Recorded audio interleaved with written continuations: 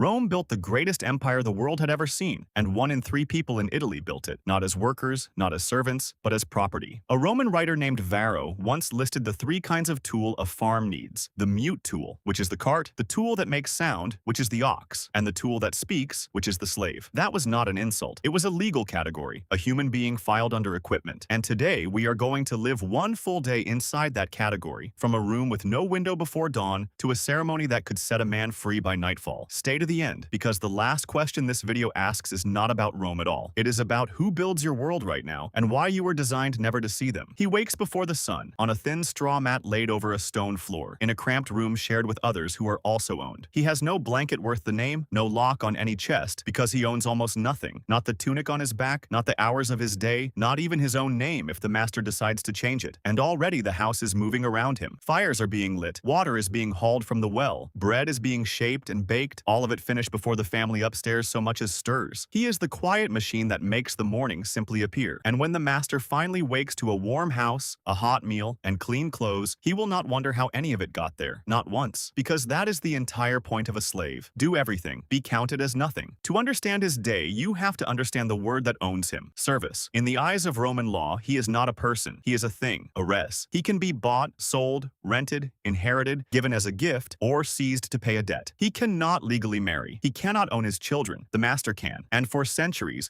the master could beat him, brand him, or kill him with almost no consequence. A slave giving evidence in court was routinely tortured first because his word alone was not trusted. This was not the cruelty of one bad man. It was the operating system of an entire civilization. The most advanced legal minds in the ancient world sat down and built careful rules for treating certain human beings as objects, and then carved those rules in stone. So where did a Roman slave come from? Mostly from losing. Every war Rome won flooded the markets with captives. After a single campaign in Gaul, it is said tens of thousands were sold in a matter of days. But war was only one road. Pirates kidnapped travelers and coastal villagers and sold them. Poor families sold children to survive. Debtors were handed over. Abandoned newborns, left exposed on rubbish heaps, were scooped up and raised as property. And many slaves were simply born in the house, their whole lives spent as someone else's asset from the first breath. A Greek philosopher, a Gaulish farmer, a child who had never known freedom, all now collapsed into one flat word, and that word decided everything about the life ahead of them. Picture the market, a raised wooden platform in the forum, and on it,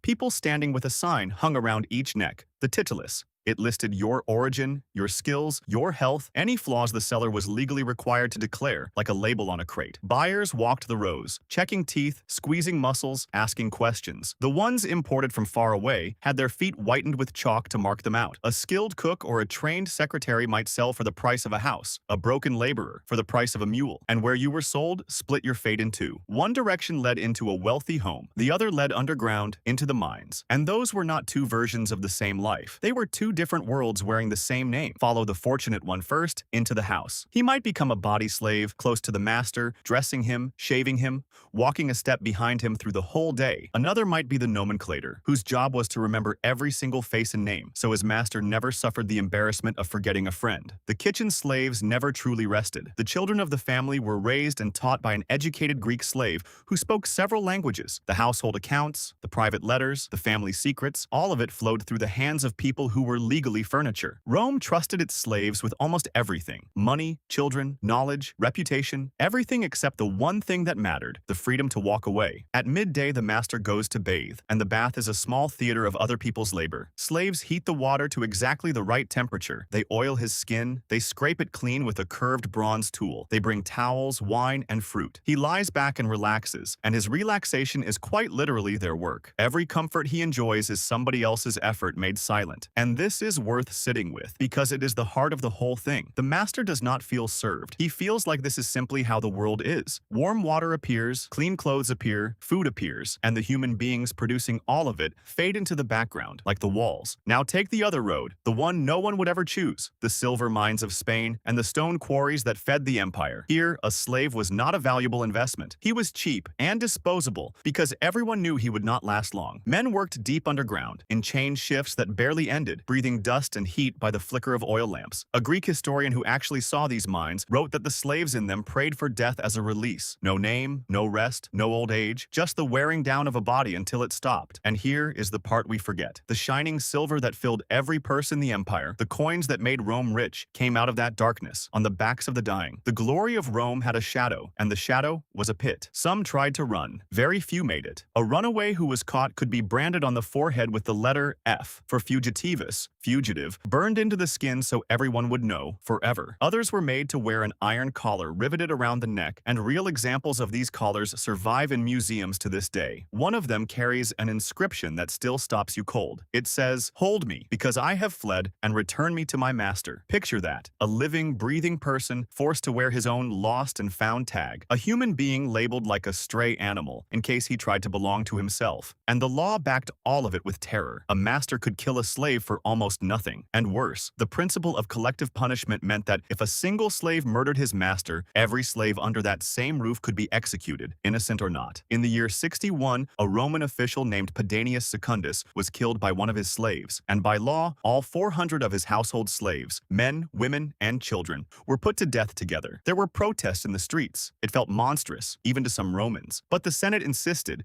because the whole system rested on one thing: fear. The moment the tool stopped being afraid, the entire structure would fall. And yet, here is where Rome becomes genuinely strange. Because a slave was property, but a slave could also hold money. It was called the peculium, a private fund the master allowed him to keep. Technically, it still belonged to the master, but in daily life, the slave used it, saved it, invested it, grew it. Some slaves ran shops on their own. Some managed farms, or ships, or entire businesses. Some grew wealthy enough to own slaves of their own. A clever slave in a big city could sit on a small fortune while still legally being someone else's possession. Wealth without freedom, power without a self. And every coin he saved pointed at one goal: the price of his own body. Because in the end, a slave could sometimes buy himself. And that single hope was the most powerful tool the masters ever had. Because Rome did not just work its slaves, it was run by them. Many doctors were slaves. So were teachers, accountants, architects, and secretaries. The man designing an aqueduct might be owned. The poet performing at dinner might be owned. Cicero, one of the most famous Romans of all, had a personal secretary, a slave named Tiro, who was so brilliant he invented a system of shorthand to keep up with his master. And Cicero relied on him completely, later freed him, and mourned him as a friend. The empire imported Greek minds by importing Greek people. Its knowledge, its medicine, its very memory sat inside human beings it classified as objects. A master could easily be less educated than the slave teaching his sons, and everyone quietly knew it, which meant that freedom, in Rome, was not only a dream, it was often a transaction. So, late in the day, imagine a ceremony in the Forum. The master lays a hand on the slave and speaks the words that change a life. This act was called manumission, from the Latin for released from the hand. The iron collar comes off. A soft felt cap is placed on his head to mark the moment, and something almost unheard of in the ancient world takes place. A freed Roman slave did not become a lesser, half-free underclass. He became a Roman citizen. His children would be born fully free and fully equal. No other slave society in history freed people on this scale and folded them into itself so completely. Rome, enslaved by the million, and it also freed by the million. Cruelty and mobility running through the exact same machine. And that contradiction is the real Rome, not the marble statue version, the messy, human one. The freed man usually keeps working,